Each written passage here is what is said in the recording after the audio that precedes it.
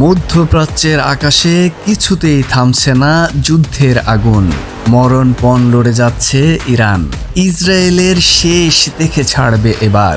ইসরায়েলে প্রথমবারের মতো আঘাত হানল ইরানের আলোচিত বিধ্বংসী একটি মিসাইল।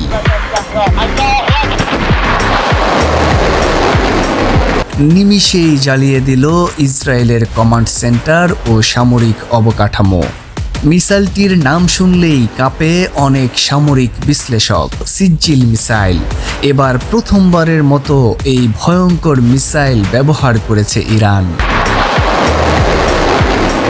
সাম্প্রতিক হামলায় ইরান দাবি করেছে যে তারা দীর্ঘ পাল্লার সিজ্জিল ব্যালিস্টিক মিসাইল ব্যবহার করেছে। এই মিসাইল ইরানের অন্যতম শক্তিশালী অস্ত্র। হামলার পর মধ্যপ্রাচ্যের পরিস্থিতি আরও উত্তপ্ত হয়ে উঠেছে। ইসরায়েলের প্রতিরক্ষা ব্যবস্থা অনেক মিসাইল প্রতিহত করার চেষ্টা করেছে, তবে এই হামলা নতুন করে বড় সংঘাতের আশঙ্কা তৈরি করেছে।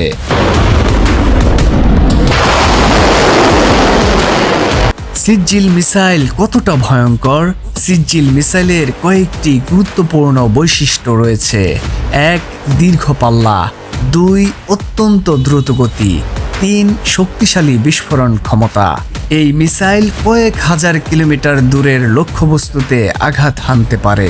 এ কারণেই এটি মধ্যপ্রাচ্যের অন্যতম শক্তিশালী ব্যালিস্টিক মিসাইল হিসেবে বিবেচিত। ইরানের বিপ্লবী গার্ড IRGCর তথ্যমতে সিজ্জিল হলো মাঝারি পাল্লার সারফেস টু সারফেস ব্যালিস্টিক ক্ষেপণাস্ত্র। এটি ইরানের নাতানজ পারমাণবিক কেন্দ্র থেকে ইসরায়েলে আঘাত হানতে সময় লাগে মাত্র 7 মিনিট। এই সিজ্জিল মিসাইল শব্দের চেয়ে 13 গুণ বেশি গতিতে ছুটে যেতে পারে। কেন গুরুত্বপূর্ণ এই হামলা?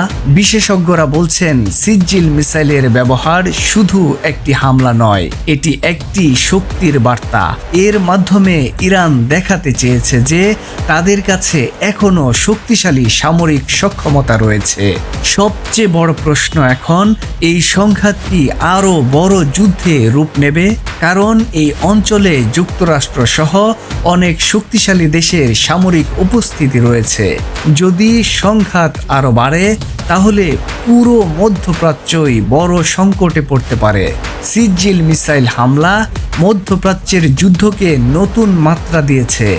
এখন পুরো বিশ্বের নজর এই সংঘাতের ভবিষ্যতের দিকে।